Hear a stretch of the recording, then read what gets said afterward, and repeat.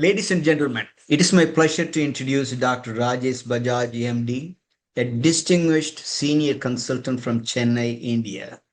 With years of clinical expertise and a deep understanding of human psychology and wellness, Dr. Bajaj has helped countless individuals navigate life's toughest moments with strength and clarity. Today, he will move beyond theory to offer us something truly valuable: practical ways to build resilience and thrive through life's challenges. Please join me in welcoming Dr. Rajesh Bajaj. Thank you, Dr. Muthakumar, for your kind introduction. And let us take this forward. Beautiful. We will start this conversation with first the definition. What is the difference between just pushing through pain and truly building resilience that helps you grow?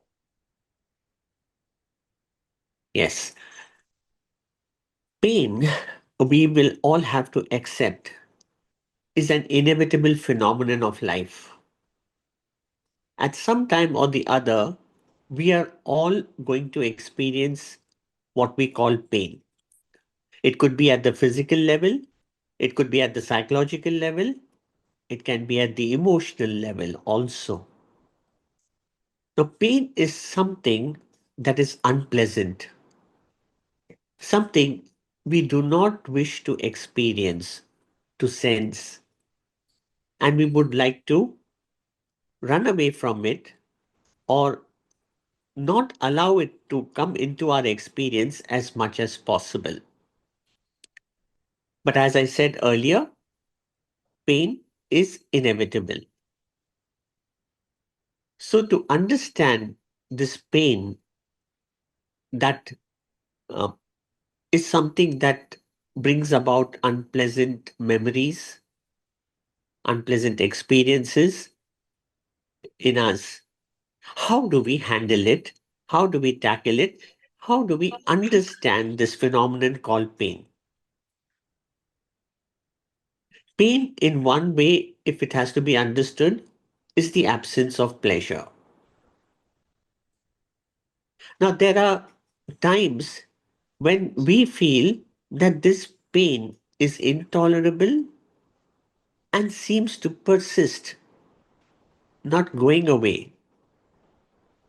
This pain may emanate from a physical ailment, a long standing disorder or disease. The pain may emanate from some emotional misadventure or even a psychological misadventure that did not culminate in the things we wanted, which we thought was good for our safety, our security, and our well being. How do we handle this pain? There comes the concept of our attitude towards something. How do we view pain? If our attitude towards pain is one of being victimized, that this pain has victimized me, the events and the circumstances that bring about the pain are beyond my control, then I live with it. I submit to it. I allow pain to overcome me, me, to rule my decisions, to rule the quality of my life. This is one way of looking at it. But if my attitude is that pain, yes, is inevitable, it has come upon me due to some events that were also beyond my control, but handling the situation, especially this painful situation, is something that I am in control of and I can handle based on how I look at it, how I treat it, how I handle it. So if I tell myself that this too shall pass, that the painful situation is not there forever, but it's always going to pass, just like the previous times the painful situations passed, I first bring myself into a realm of tranquility where I get more clarity in my thinking process of how to handle the pain. And once this clarity sets in, once the turbulence of the mind fighting the pain quietens, once my resistance to the painful situation also quietens down, I enter a zone where I am able to think beyond victimhood, beyond being oppressed by something. In this matter, it could be the pain or the painful situation itself. And then, when the mind first quietens down, I also enter the zone where I can now think, as we call it, outside the box to understand that how do I manage pain, and next, how do I get out of this situation? Whereas, as long as I remain in the state of victimhood, where the pain dominates me or the situation that causes pain dominates me, I put myself into a framework from where I find no escape. And then I come to a situation where I tell myself, I just have to bear it, bear and grin. There's no way out. But if my attitude is, no, no, there is something that is also in my control. The only thing is, if I allow this previous state of victimhood to persist, I will not be able to see that path of escape from this painful situation. I quieten myself down and then begin thinking of ways which can alleviate my pain and also allow me to come out of that circumstance or situation which is causing pain.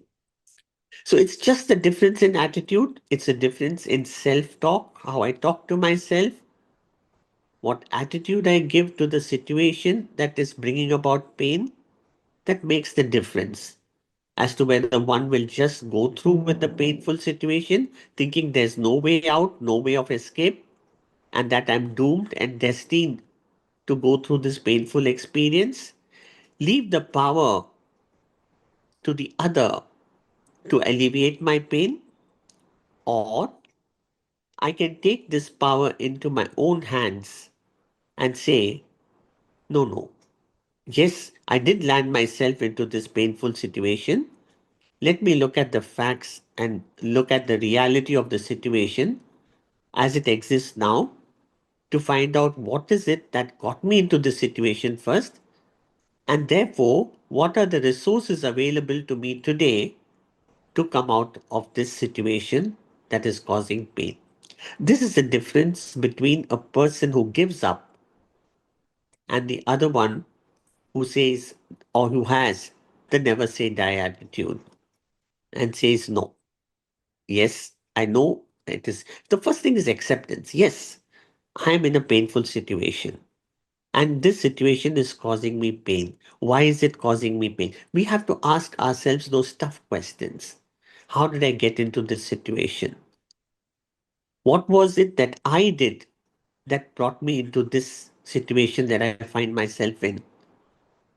Why did I allow it? What is it in me that allows others to cause pain to me?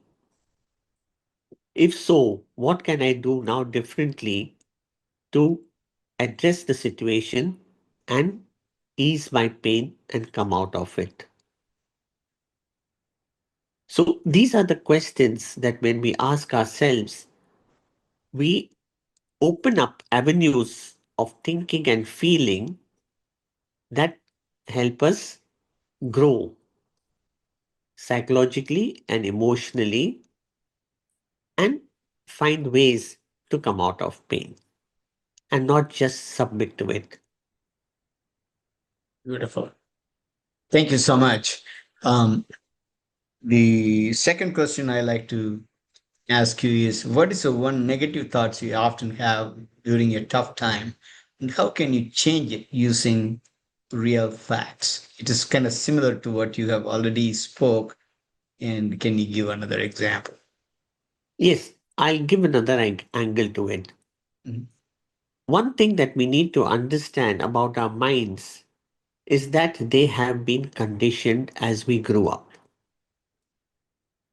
Our responses to stressful situations, negative situations, as you call it, or challenging situations will almost be like a reflex action to what we saw our parents doing, or our significant others, as I call it, somebody we looked up to growing up did.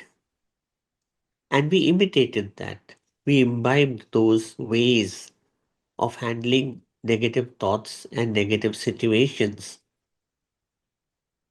So if we saw our parents giving up immediately the moment there was a challenge coming their way, we have conditioned our mind to think that it is only appropriate to give in to the situation and allow the things to come upon us and pass.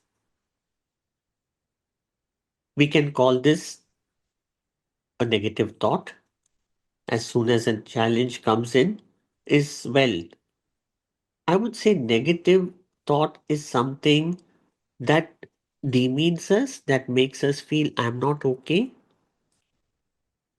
And staying in that realm of not feeling okay the moment we have challenge, and the thoughts or the thought patterns that visit us along with the feelings and emotions linked to it is what I would call the negative thought in us. Through repeated practice, we get conditioned to respond automatically, reflexively to a situation in a negative way. Negative because it is not conducive to our well being. We are again getting back into what I said earlier, the victim state. So these negative thoughts will keep visiting us, and we will be facing situations where we feel helpless, hopeless to circumvent it. We feel the challenge is too great for me, the challenge is bigger than what I am. However, all is not lost. This negative thought again has a power in it which makes one feel that this is always the case. It makes us project the situation into the future too, saying that you will always be a failure. You will never ever succeed. How did we imbibe all of this? Is what we heard growing up, what we imbibed growing up. And if for some reason we imbibe such thoughts and behavior and beliefs about ourselves, we have set up ourselves for failure in future. But again, as I said, all is not lost. There comes a time when life nudges us to change.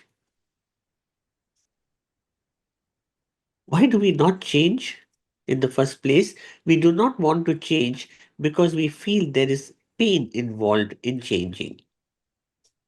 Where does this pain come from? From the fear. Fear of what? Fear of the unknown. We are familiar with our responses and the reactions thereof that accrue due to our responses. It's familiarity. It's something known. It may not be pleasant for us, but at least something that I know about. I have to not have any fearful expression of it. I need not fear it. I know I'll have to suffer pain. I'll suffer it for some time. It's all too familiar. But imagine if I were to tell myself there is something else in life where you don't necessarily have to take this on you.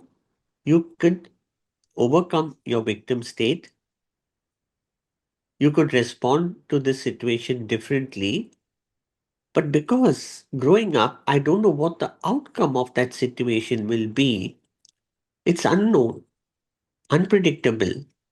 And anything unknown and unpredictable brings about fear, the pain of fear. So, as I always say, till until such time, until such time that the pain of wanting to change seems lesser than the pain of facing repeated failures comes upon us, only then we will take the first step towards the unknown. The unknown being thinking differently, believing differently. How will we believe differently? We challenge our beliefs about ourselves. So that would change the belief that I have about myself. Automatically, our perception of the situation will change. I seem stronger than the situation. I believe I can. The negative thought turns into a positive thought pattern, brings with it positive emotions. They feel alien at first because this is not what we experienced growing up. But as we get the positive feedback through taking up this path of positivity, we replace the negative thought with a positive one and overcome our helplessness. So it's all about challenging ourselves and overcoming the fear of pain of wanting to change. So Got it. this is where we can handle our repeated negative thoughts by, again, it's all about self-talk. What's your relationship with yourself? How do you talk to yourself? What do you tell yourself? Are you okay to go ahead with these negative thoughts? Aren't they painful after a certain time? Because as a child, maybe it was okay. Growing up, it was okay because you were protected.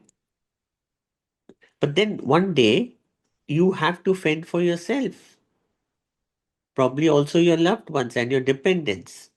And this type of negative thinking or negative thought towards a few challenges or some challenges, you'll find will not work out, neither for your security nor for the security of your loved ones. And this is where life goads us to think that there are other possibilities also. Excellent. Thank you. I think we need to do a video on self-talk later. Yeah, Okay. sure. That is a topic by itself. Yeah.